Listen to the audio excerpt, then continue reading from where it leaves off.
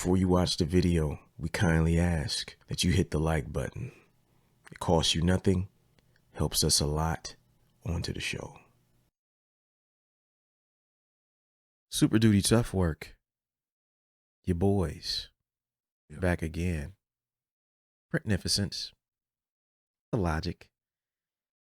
We doing what we do, man. It's been a couple weeks. We've been off. It's been a lot going on. Whole lot going on. A lot going on. Illogic's got things, family things going on. I got trucking things going on. But things are clearing up. Schedules are looking more regular. And we believe we will be more regular as a result to bring you guys, the most illustrious, infamous, stupendous, adventurous podcast on planet Earth. Super Duty Tough Work. Yeah. And, we here, man. We appreciate y'all listenership. Illogic, how you doing today, sir? I'm good, man. Still working on getting my computer back to where it was. Had a little crash incident. Hate to hear lost a few programs, had to reload. Got to re-record some vocals that I lost. No. Pain. So yeah, lost a couple beats that I got to remake. Luckily it's nothing that anybody's using or that I was using. So it's just some joints that was on, but some fire joints. You know what I mean? I hate that. Of course. So but other than that, my grandson is here. Nice. So I got the grandson for the weekend. So nice. Yeah, man, doing all right. Nice. Hell yeah, man. We here, folks. Illogic and myself are both in the process of finishing up a lot of new music that will be to come in 2024 into 2023. I know for myself, I just got the word from the plant, that my records is about to get knocked out and probably be done in the next few weeks. Nice. By December, I should hopefully have them back. And that will be the first record that I have released in over 5 years, Wow. It's crazy. Yeah, it's wild. Crazy. The wildest part is that Illogic has heard so much music I've done in that 5 years that it's probably damn. You ain't put this shit out? Most of it. Yeah, I've heard most of it already. Yeah, there's still entire records you ain't heard. You know what I mean? So it's like, it's wild, but things happen. And so, this episode and this whole thing I've been going through with finishing all these records and doing all this stuff, because, once I get back to putting out music, we're getting back to putting out music, because it's been a nice break. I've been finishing a lot of music lately, and, we got a lot of creative people at home, artists of all sorts, visual, musical, and everything in between, is that I've been having to finish music. Mm-hmm. I've been revisiting music that I've done over the last 5 years more than ever in the last 6 months, and just trying to get it right and trying to fix things that are not working. And so in this episode, I wanted to do an episode about how to fix a broken song. And by broken, I don't mean like a whack song that you've created. I mean something that it got something in there that's fire. It's good. It's not great. And it just don't feel done yet. Mm-hmm. It needs something. And so in this episode, we want to talk to you guys about how to fix a broken song, give you like 10 pieces of advice, 10 bullet points about how to analyze your creations. And we're going to use music because we are artists as the example in this episode, but I'm sure we'll touch on other things. And we're going to talk about, how to take something that is not there yet and get it there. How to fix a broken song. We'll take a break and we'll be right back. Word. We got you stuck off the realness, the most infamous, you heard of us. Official podcast murderers, the show comes equipped with viewpoints to share. Grown man ideas for all those who care and wanna grow, so go ahead and download. Every single week with a brand new episode. You're not alone in this world, cousin, so we share information and honest discussion and keep repping the culture like we supposed to. They spread gossip, but they never come close to. I can hear it inside their tone. They talk about the industry but never left their home. You get laced up with bullet points and such, plus empowering topics that they never would touch. You can put your whole network against the team, but Super Duty Tough Work's the MVP. Most valuable podcast on MP3. Priceless info, but all of it's free. So take these words home and think them through. Super Duty Tough Work is coming at you. You are now listening to Super Duty Tough Work with your host, Blueprint. Raw and uncut. Adult conversations. No shucking, no jiving, and no bullshit. All right, folks, we're back. Super Duty Tough Work, Blueprint, Logic, the most infamous podcast on planet Earth. Super Duty Tough Work. You know, shout out to all our creative people everywhere who listen to us when they creating stuff. Mm-hmm. That's a dope feeling. Yeah. You know, when you make music, you just be hoping people be playing your shit when they like running or jogging or doing cool stuff, driving. Right. You know, you got a podcast, people actually create things while we be on in the background, and it hopefully inspires them to keep going. That's a whole different type of deal, but I like it. And so we're going to talk about how to fix a broken song in this episode. And we're going to start with the number one bullet point this week that I want to talk about. The number one piece of advice in how to fix a song is to write down what you like and what you don't like about it. This is something that kind of goes beyond what people typically do with songs they create. What people do is, so say, for example, we look for feedback. Mm-hmm. Feedback is just kind of like, do you like it? Right? We ask people, what do you think about this song? Do you like this song? And they say, yeah, that song is fire. Right. And we get happy, we walk away, and then nothing changes. Mm-hmm. What I think people should be focused on is figuring out what you specifically like about that song. And then on the flip side, what you specifically don't like about it. Yeah. And when you the don't like part will be harder because you're going to love that song like it's one of your children. But there's going to be some little thing you're like, you know what? That part right there, though. Everything is cool till it gets right there.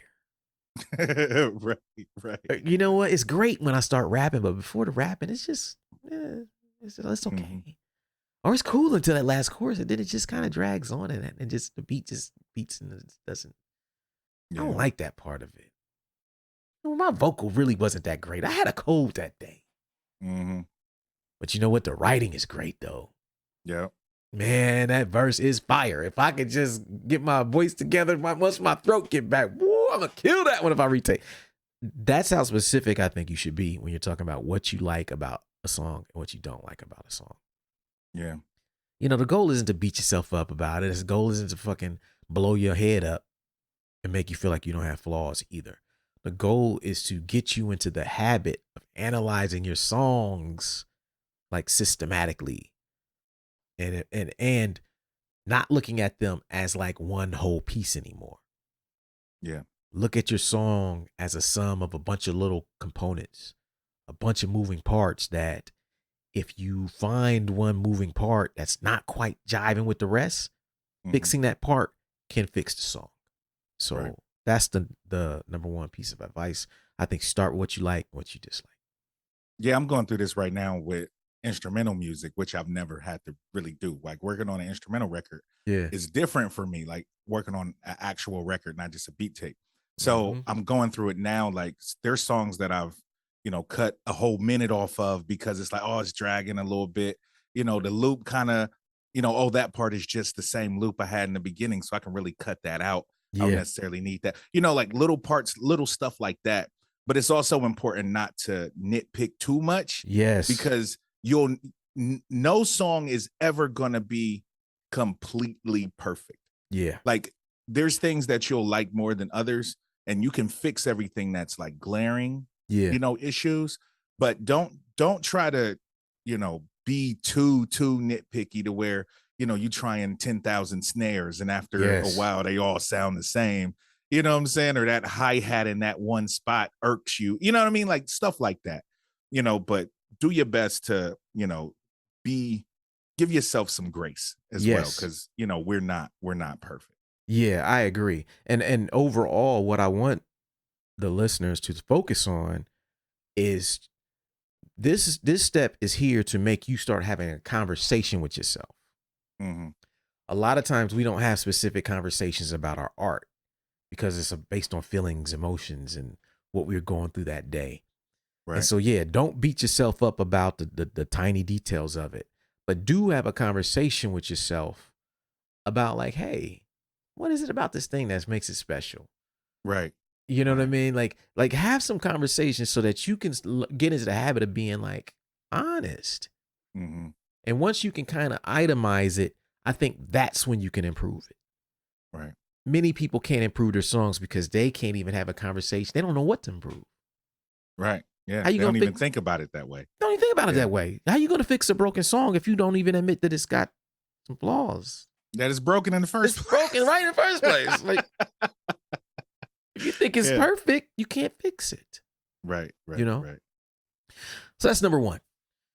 Number two piece of advice on how to fix a broken song is to write down what you can take further. I have notepads of this. I'm going to see if I got it at my disposal. But this notepad right here, for those of you at home, this is like, pages and pages and pages. It's got song titles, groupings, notes. And all I write on here is like what I can make better. Mm-hmm. But I'll write it as I'm listening to it. Yeah. So if I listen to something, I'm like, man, that snare is too fucking low. My kicks is too muddy. I just write it down. I won't necessarily try to do it then. But I start writing down the parts that I can improve, which is still a different conversation from what I like and dislike. Now we're taking it to the next step, which is, okay, out of everything that goes on with this song that you like and dislike, it's now incumbent upon you to say, okay, how do I solve these problems? Because now you should have a good idea of where you can take the song. Obviously you have a skill set as whatever your art is, whether it's visual, whether it's vocal, you're a singer, you're a producer, whatever you do, whatever's in your wheelhouse, think in those terms. What parts of this can I take further? So I have things that I'm working on an instrumental record, finishing up, really just finished it up. And there were certain things on there where I'm like, I may have played them myself and thought it sounded cool. But I always thought in the back of my mind, what if a more skilled musician played this part? Would it go to another level? The answer is always yes. Yeah, it is. It's usually yes. That's kind of where I'm at with mine too, because I have some parts that I played, as some VSTs that I played. Yeah. But then it's like, hold up. I might know a trumpet player. Hold up. Yeah. I know cats that play guitar. Let me get a real guitarist to play this lick and put their sauce on it. Yes. They have been playing for most of their lives. Come on, what I'm man. saying? They might be, sound better than a VST. It's possible. Yeah, man. Like I'm doing this with scratches too. So like I did scratches on the whole record. Some of them sound great, but there's a couple where I'm just like, that sounds good. But what would happen if he did the cuts? If my man came over and did them and just used what I did as like an outline. Yeah. And then you apply his greater skill set to it. Would it go to the next level? Yeah. Yep, sure will. Yeah. And so those are the things that I think if you have a song, you want to fix a broken song, you got a song that's sitting there, start having that conversation about, okay, now that you've broken down the components of it that you think are good and bad and what could be improved, now we're going to have a conversation about what can be improved upon. Make a list like the list I got on that thing. I write down the song title, and then I just listen to all the songs at the same time. I don't stop and get, obsessive about it. Just little things that jump out to me, because I'm a person that likes to listen to my music, but not like on some, I'm banging it because it's so amazing. I study it to try to find holes in it. Yep. Because I've noticed about myself that when you get really comfortable with a demo, sometimes you can't hear the flaws in it. Yeah. You can listen to it so much that you forget that, them strings is too loud, man. They drowning out your vocals right there. But you know the words already, so you didn't even notice it. You know what I mean? Right. You just vibing. Just vibing. And so I try to listen to it enough to where like it starts to sound kind of new again. I get so used to it. I'm like, wait a minute. Now I'm hearing something different here. Now I'm hearing there. Now instead of hearing what is there, I'm hearing what should be there. Right. That's where I like everyone to go. That's number 2. Number 3 way to fix a broken song, and this is one we know well as rappers, is to redo the vocals. Now, I don't want nobody re-recording their whole fucking album. Unless you recorded it in demo mode, knowing when you recorded the first time that these are just scratch vocals. I'm going to come back in a week or two and really lay in when I know the words. That's cool. What I don't want you doing is doing real official studio sessions where you go in your hardest and then everybody's like, yo, this sounds great. You like, it sounds great. And then 3 months later, you start wanting to go back in and do everything again. That's not what we doing here. For us as rappers, there's all these parts of it where I'm like, you know what, man? I recorded shit with codes where it's like, damn, I can hear that my breath control wasn't tight on that take. Yeah. You know what I mean? Like, I know I can kill that. Or maybe I was just in the pocket because I was sitting down when I was recording it. I need to stand up and do that verse. Yeah. It's one of those verses. But or sometimes I'll have to redo vocals simply because I'm changing the motherfucking mic. Mm-hmm. There's certain shit, you know this now, because it's like going from the 58 to the 7B. Difference. Very big difference. You know what I mean? Huge difference. Big difference, right? Yeah. Some songs, certain joints I can do the 7B, certain joints, like, let me get on the little 58. You know what I'm saying? This shit rugged as shit. But when I want my shit sounding clean, I gotta go to the other mic. Sometimes I don't know until I do it. Like, but I'm sure some people have that feeling. There's certain things that you may know that you sound better on, or an environment that can improve your vocal take. Right. If you can get that in place and you can nail it, sometimes just changing the vocals is enough to make a song go from like good to great. Thanks. That's number 3. We'll take a break and we'll be right back.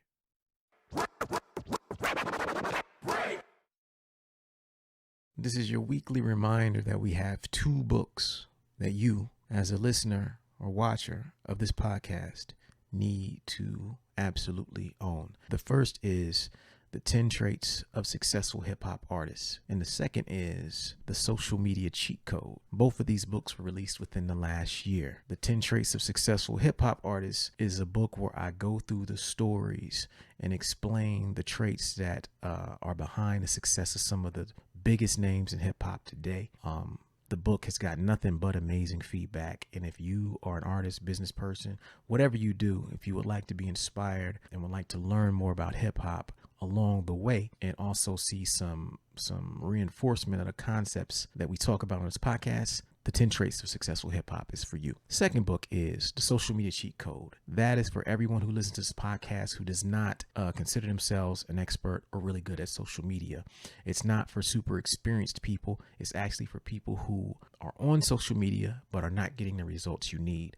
So what we did is I broke down like 12 or 13 strategies that I use all the time that actually work really well for me. I put it into book. I gave you examples and I tell you how to implement it. That's a book you absolutely need as a listener to this podcast, watcher of this podcast. If you're on YouTube, supporting these books actually goes a long way towards supporting the podcast. So to support the show, if you like what we do, obviously we don't necessarily get paid to do this shit. So support the products and services that we create. And these 2 books are a big part of that. We appreciate your support, and back to the show.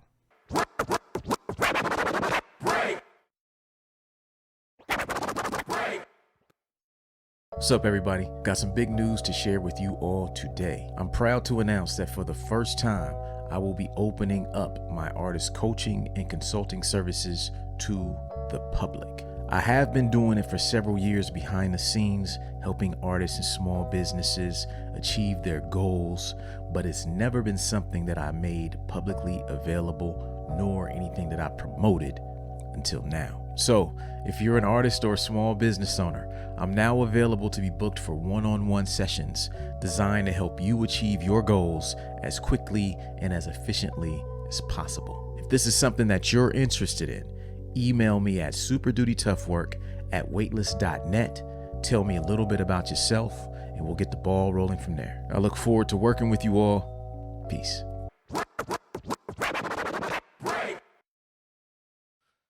Cool. All right, folks, we back. Super Duty Tough Work, Blueprint. My co-host Illogic. This week we are talking about how to fix a broken song. Yeah. Every time I say that, I think about Al Green. How to Mend a Broken Heart. One of my jams. So yeah, we're gonna go with a number 4. These are some production joints we're gonna get into now, because I know we got producers who listen to us. So the number 4 way to fix a broken song, to me, is to revisit the original sample. Word. When I was messing with like the MPC and, you know, the EPS and original old samplers, that wasn't really an option back then. You either didn't have enough sampling time, or you didn't have the samples cataloged properly. You know, It wasn't like they was all. Now it's like you got all your samples on a hard drive centrally. You know, you typically record the sample longer because you got infinite drive space. Yep. You know, and so I think now more than ever, we should, as producers, revisit the original thing that we sampled once we get to the post-production phase. Yep. Because you would be surprised how many things you missed when you made that beat. And then you go back and you're like, oh shit, now that I got a song to this, I need that other part right there. That's a dope bridge or a dope breakdown. Yeah. Let me revisit it, take a part out of that, and then it'll give your shit a whole new life. I've done that many times, you know? Yeah, me too. Yeah, I do that a lot. Like you said, we record the sample longer. You know what I'm saying? So there's a lot of parts that, you know, we hear and we record longer. And maybe in that time when you made the beat, you wasn't in the space to hear that bridge. You wasn't in the space to hear that breakdown. And once you have a complete song, then you can you have a different perspective of what you're creating, because you're not creating from scratch anymore. Mm-hmm. Yeah, that's the truth. Yeah, because at that point, you're basically tailoring it to the song. As opposed to the beginning, you just made the beat. You had no idea what was going to be put on it. And so, yeah, like revisiting that sample, man, so many times I go back and like you're saying, you'll hear stuff completely different. Like, why didn't I hear that the first time? Yep. Straight up. Man, let me snatch that part out of there, mess around, loop it up, chop it up. And it's like, yo, that is all I needed to finish the song. Yep. Didn't have to do nothing else to this song other than add that little change up from the record that I missed the first time around. And so, you know, you can finish the song with just that trick right there. Yep. Number 5 way to fix a broken song is to change the arrangement. This is something that I do when I get to the final stages of finishing an album. And sometimes I have to do this because I realize, like, once I get my songs in a certain order, I'll be seeing things repeat themselves that I don't want to repeat themselves. Yeah. Like, you realize, oh, I started the last 3 songs the exact same way. Yep. I need to revisit this and change how this one starts, or change how this one ends so that it feels different going into that next track. Those are things that I typically get to near the end of the process. But if you have a song that just ain't hitting right, sometimes the best thing to do to me is to change the sequencing, change the arrangement. Yeah. You know, instead of starting with just the drums, start with the chorus part. Start with your chorus sequence, then go straight to your verse, or go to your chorus parts, then a breakdown, then to your verse, or start with your whatever. Start with your verse with nothing else. Start with just the drums. Whatever you have to do, rearrange parts of it, rearrange your song And I think that by itself will give your song new life. Yeah, I've had instances where I've liked the hook part to rap over better than, the hook part that I have there. Yeah. Use the hook part to rap over as opposed, Yeah. switch things around. I've done that many a times, throwing breakdowns and things like that. Like all of that drops. I Yeah. love drops. Yep. I'm a huge proponent of drops. If you listen to any of my records that I've produced, yeah. drops all over the fucking Shit, place. the ones I produced for you. Yeah, drops all we over go the way fucking back place. with the drops, man. We've been doing them since 1999. Yeah, drops are great, Yeah. Taking drums out, taking the bass line out, you know what I'm Yes. saying? All of that. Accentuating words. Yep, accentuating words, dropping all the music, just rapping over the drums. You know what I'm saying? Like those kind of things add, just little spice to tracks, and takes them to the next level. Often. Yeah. I did a coaching call with a producer once, and one of the things we talked about with him was he had this feeling of like, this song ain't done, or I don't feel like I know what I'm doing as a producer, and he was being kind of hard on it. And my initial thought, as soon as I heard it, I was like, the reason you feel that way is because you haven't started the post-production phase yet. Like you made a dope beat and wrote a dope song over it, but you're still not into that second phase yet. And that's why you got this feeling of you're like unsettled on it. Mm-hmm. So like all you got to do is go do post-production on that shit. Now that you've written a song that you like to it, arrange that song. Arrange the track to fit the song more, Right. And when you start getting into that, then you start to really like it. You start getting more and more ideas the more you tailor it around that song. And it can make you feel like, oh, it's done now. Now it's done. Right. Yeah. Yeah. And so that is number 5. Number 6 way to fix a broken song. And this is one that I guess it don't count, but it does count for everything because it's not really you. But it's number 6 is to get outside opinions. Mm-hmm. Sometimes this is some funny shit. And I wonder if other people go through this. Sometimes it's cool to play your music around other people because it makes you listen to it with fresh ears. Yep. You ever had that? You'll play something that you've heard a million times for somebody else and it feels new to you because someone else is in the room. Yep. You'll hear completely different. Yep. Then you'll hear things, oh man, I should do this. You'll notice like, oh man, that part kind of drags right there. Yep. That part is too short. They was loving that and I just went away from it too quick. Mm-hmm. That doesn't happen if you don't bring other people into the process. You know what I mean? Yeah. So like, you don't necessarily have to bring people in and don't let them decide whether you like or hate your own music. But it's very, very good if you're trying to finish a piece of music and you can't quite figure out what's going on with it, just to have people listen to it in the presence of you. Yeah. That changes it. And then you also got the additional step of obviously, hey, what do y'all think about this? And then go from there. Yeah. I have 2 groups that I do that with. Yeah. I have a group of just regular lay people. Yeah. That, that I send the music to just to listen to. Then I have a group of artist friends who are rappers, producers, engineers, and I send it to them as well. So when I send it to them, I want to hear what they think of it as well, just if they like it or not. But also, what do you think of this mix? How does, you know what I'm saying? Like, how does the balance of my instrumentation sound? How do the vocals sound? Are they crisp enough? Are they high enough? Are they too low enough? You know what I'm saying? Like stuff like that. So I make sure to, try to get lay people that don't do art at all, just listen to music. But I know they like hip hop, you know what I'm saying? Or like what I'm doing. So I'll send it to them just to get an honest, opinion. I make sure I send it to people that will give me honesty. You know what I mean? That, let them, because they know, I really do have a email list of, you know what I'm saying, groups of cats that I send my stuff to just to get that feedback. Yeah. It's very important. Very important. That's number 6. We'll do one more before we take this next break. Number 7 way to fix a broken song is to revisit the placement on an album. Mm-hmm. I've had songs on records where when I had them as the first track on a record, didn't work. Yep. made him the second track, the third track, perfect track. Yep. All this time, the only reason I was picking on that song was because it was in the wrong place on an album. Not because anything was wrong with the song. You know, we know how it is. We have these sequences within albums where we might have 2-3 songs that work really well together. Yeah. Little blocks. We like, okay, that shit is fire. But until you find those 2-3 songs and know that they work together, sometimes you be picking on them songs a little too much. Yeah. Like, I don't know about this one. I think that goes on the record, but then you sit it down in the right place. You're like, yo, this song don't need shit other than to be after that song. Yep. Then it's rocking.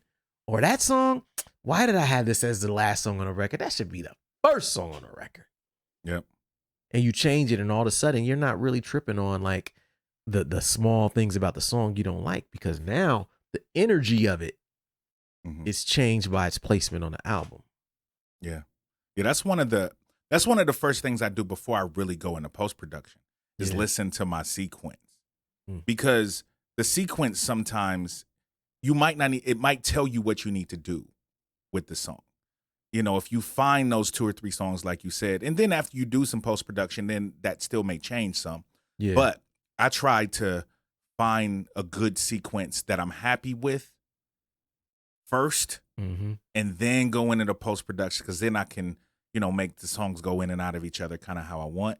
Yeah. You know what I mean? And then if I have to change things after, but sequencing is super, super important to the flow of an album, to how songs fit, to how songs sound. And it just sucks that we're so in a freaking, you know, a la carte age of everything, where the shit that we're talking about as far as sequences, to a lot of people, it don't fucking matter, because they only gonna hear that song anyway. That's real. They only gonna hear that fucking song, so it don't matter. The singles era.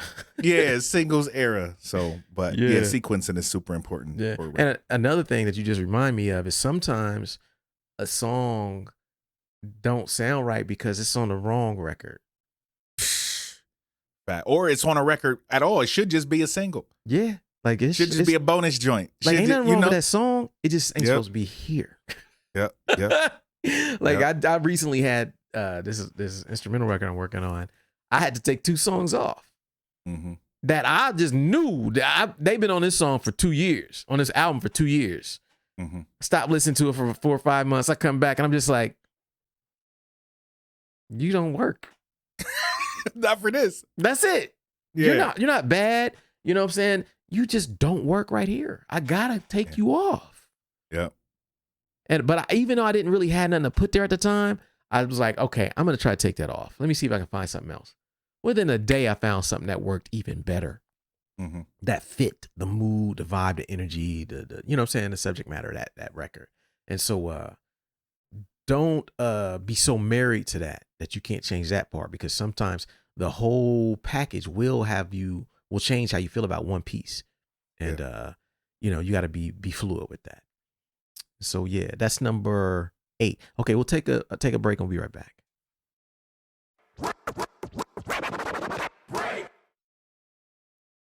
Quick announcement. Over the last several years, we've been asked many times by the listeners of the show if we would ever open it up to the public for advertising. We've always been interested in this, but we never had the systems in place to make it work properly. I'm proud to announce that we are officially accepting advertising from the public on Super Duty Tough Work. Meaning, if you're a small business owner or an artist and you'd like to create more awareness about your product, service, or release on the Super Duty Tough Work podcast, we're now in a position to do that. For more information, email us at superdutytoughwork@weightless.net. Again, that's superdutytoughwork@weightless.net. Email us there. Tell us a little bit about who you are, what you would like to promote, and we'll get back to you as soon as possible to let you know if we think it's a good fit and what the next steps are. Thank you for your time. Back to the show.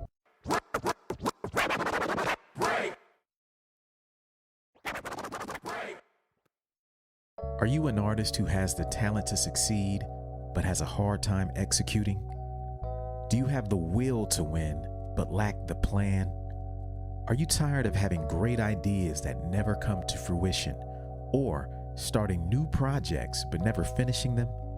If you answered yes to any of these questions, reach out to me at superdutytoughwork@weightless.net to book a one-on-one coaching call. Tell me a little bit about who you are, what you're trying to do, and I'll see if I can be of service to you. Have a great day. All right, folks, we're back. Super Duty, Tough Work, the most infamous podcast on planet Earth, Blueprint and Illogic. Doing our thing on this beautiful Friday evening in Columbus, Ohio. You know how we do these things, podcasting. You know, talking about how to fix a broken song. You know, for all our songwriters out there, for everybody else who may be a producer, visual artist, etc., business person, whatever your ideas may be, I think this episode will apply to you. You got 3 more bullet points left. Number 8 tip for fixing a broken song, touched on in the last one segment, is to do post-production. What we have to look at with music, and I think a lot of people don't look at that because the lines are so blurred now, is that, you know, there's this age-old argument of what's a producer, what's a beat maker. Mm-hmm. You know, the line gets blurred too because all the tools are so integrated now. Like, you can make a beat, sequence the beat, record vocals, and master it all in the same program. Yep. So a lot of people are blurring the lines. They don't know what a beat maker is versus a producer anymore because the software blurs the lines. Right. Producers are now mix engineers. Mix engineers are doing mastering. Rappers are mastering their songs before they upload them on streaming. It's because the tools are there. It can get confusing, but what I think impacts songwriting the most out of this is acknowledging that, hey, this song I made can go to another level with more production or fine tuning the production, you know? Yeah. Illogic and I, we've talked about it on this podcast dozens of times about how we would do records back in the day. He would come over with notepads of rhymes and I would just have beats. I wouldn't necessarily play him a bunch of beats, or sometimes I would. Sometimes I play him beats, but sometimes he would just have bars. Mm-hmm. Like, this is where I'm going with it. This is what I'm writing this week. Yeah. And I would be like, okay, let me go back over here. I find some records. I dig up some beats. I say, okay, this goes to that. Mm-hmm. We'd record that. He would record it just like a loop, a 2-bar or 4-bar loop. No changes in it, nothing. We'd sync the beat in so that we had the tempo. And then during that time, we would listen to it. I would start tailoring it around his vocal. By the time he hear that finished version of that song, it'd be sounding night and day. Yep. Completely different. Completely different. But it was because, and I didn't know what it was called then. We were just doing what made sense, right? But that was post-production. Sometimes we would have to change the whole fucking beat. Sometimes we would just change parts of it. But we would basically, once I knew what he was doing on the track, then I could finish the track. Yeah. Never think that you can finish a track without the song really being written. Right. You know, like we're taking beats that are sequenced and they sound mastered because the lines are blurred and they sound big and shiny, and we're just writing these songs like, oh, the song's done. Nah, it's not done. Mm-hmm. Because that suit hasn't been tailored to what you do yet. Yeah. You know, and Illogic does this with his own music now as well. Yeah. Yeah. Working on my first real production album with another rapper. Yeah. And I'm in the mixing stages and, you know, the post-production stages of that. And this is a new world for me, but with all the work that we've done together and seeing it done so many times with other cats that I've worked with, now I'm in that place where, okay, I'm going in and, you know, going back to the sample like we talked about, adding a couple, you know, a breakdown here and there. You know, doing different things, changing a sample if I have to, changing drums if I have to. We're going to talk about that. But, you know, just really going into the production and really making the little tweaks that take it to that next level. And that's super, super important.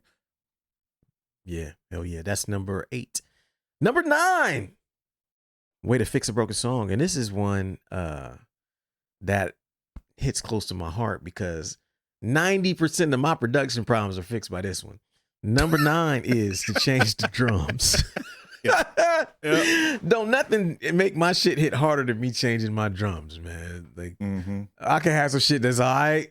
It's like, oh shit, you changed some drums. Like, oh, this is the one right here. This is a single. Man, before then, I'm like, man, it's cool.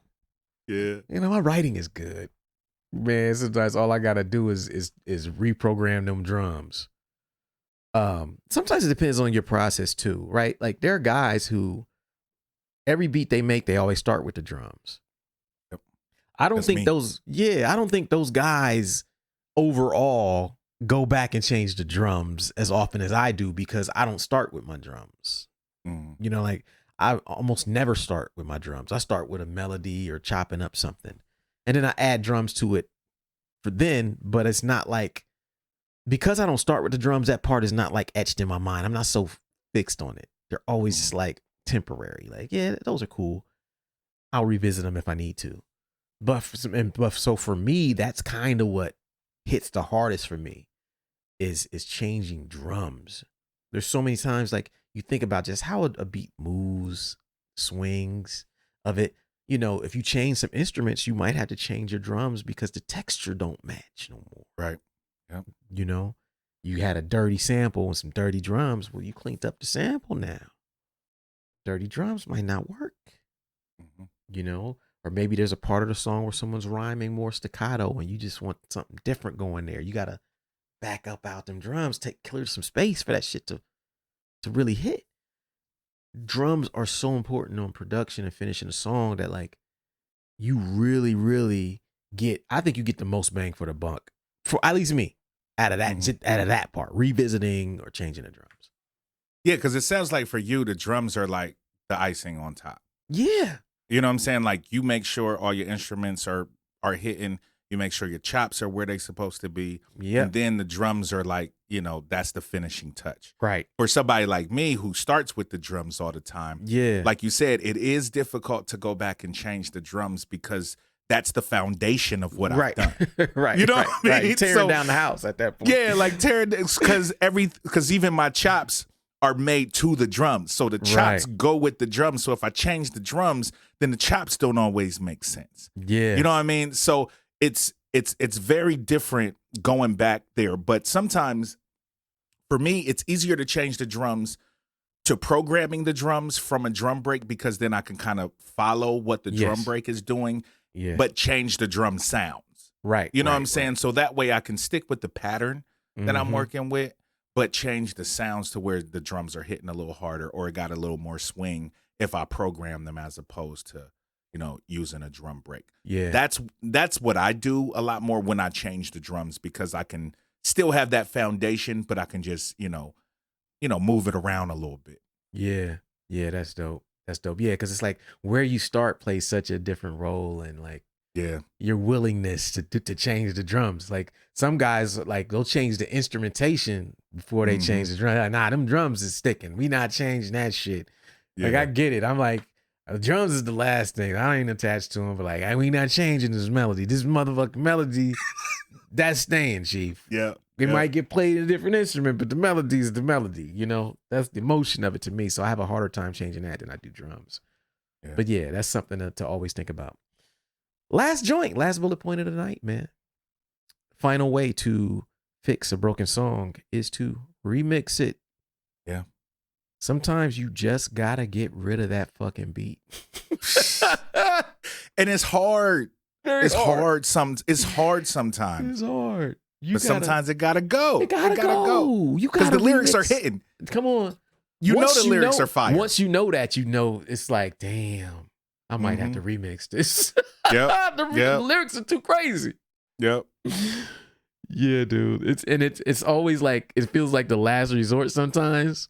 Because you're like, damn, I gotta start all over on this shit if I remix it.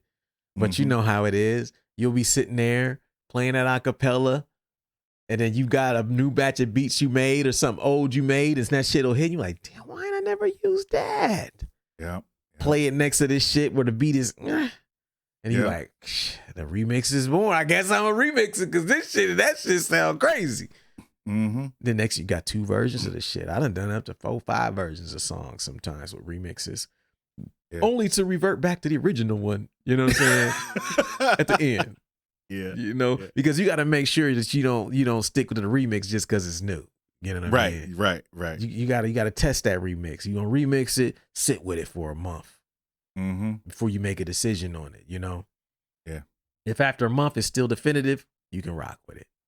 Yeah, I've done it a couple times. I've done stuff where I've had a song where I thought it was too slow. So, you know what I'm saying? So I had to find a different, and I like the beat, but it was too slow. Like it sounded like my lyrics were dragging. Even though the beat is fire, it sounds like the lyrics were dragging because of the way I wrote it to the beat. Yeah. Sounds like I didn't need to write. So I speed it up a little bit. You know what I'm saying? Give it about 5 BPM. You know what I mean? Go to another beat. Yeah. And it's like, oh, yep, found it. You know what I'm saying? It's the groove is different, you know? Yeah, I literally just did that with this record I'm working on. I had a beat. I moved it from, I think, 78 BPM to 88 BPM. Yeah. Did the vocals over. Didn't change a single instrument or nothing. Sounds like a whole new fucking song, man. The whole energy just changed. Yeah. Like, that counts as a remix too. Yep. Changing the tempo. Like, that's a remix. Because like you're saying, the rhyme hits so much different when you speed it up than where it was at. It's like, oh, nah, this sounds way different. And then when it's sped up, it gives everything that was before it or after it a different feeling. Exactly. And so, yeah, man, sometimes you just got to remix that shit, man. And it's look, the beat that it's on, it's cool. But don't ever feel like, you can never top it if you're not 100% on it. Like, you probably got shit laying around right now that's just as good as that, if not better. You just got to be willing to, like, go through this process that we're talking about here to get to that point. Because, yeah, I wanted remix last year because that's really the last thing I would do after I try all this other shit. Yeah, exactly. But that's it. That's it this week, man. How to fix a broken song. I'm going to read them back. Number 1, write down what you like and what you don't like. Number 2, decide what parts of it you can take further. Number 3, revisit the vocals. Number 4, revisit the original sample. Number 5, change the arrangement. Number 6, get outside opinions. Number 7, revisit the placement of the song on the album. Number 8, post-produce it. Number 9, change them drums, my G. And number 10, remix it. All else fails, man. You should have a fixed song if you do all this shit in this episode, man. Yeah. If you walk through this list in this order, your song is gonna be to your liking. There's no fucking way you do all this shit and still ain't happy with it. And if you don't, then it's just not a good song. You're right. If you do all the stuff on this list, and you still ain't feeling it, it ain't fire. It ain't fire. As much as you might want it to be fire, if you still ain't feeling it after doing everything on this list, This is trash. Throw it away. Throw it away. Take it to the woodshed. Get it up out of here, man. Come on. Sometimes that's what we got to do, man. Yeah. You right. Because, if you do all this shit and it ain't hitting, it's like, nah, this song is not it. Because I put but see, here's the beauty of it. Sometimes you can't get rid of a song because you ain't went through all this shit. Right. You sitting there just guessing, wondering, hoping one day you're going to hit play and it's going to hit you properly, but you don't have a plan to decide whether it's worthy. This shit in this episode will kind of get you to that point where, like, look, I did everything. Fuck it. Let's move on to the next song. Scrap heat. Yep. And you don't have no guilt about it. You ain't got to revisit it and think, what if Nah, you did everything. Yep. Next song. Get rid of that one. Exactly. So that's it. That's it for this week, folks. How to fix a broken song. I hope y'all got something out of this. We appreciate y'all listenership, and we'll check y'all out next week. Word. Peace. Thank you for listening to Super Duty Tough Work. Subscribe to the podcast on iTunes. Follow the podcast on SoundCloud. Peace. Shoot, I got styles already that's more complex that nobody know about. I mean, super duty tough work.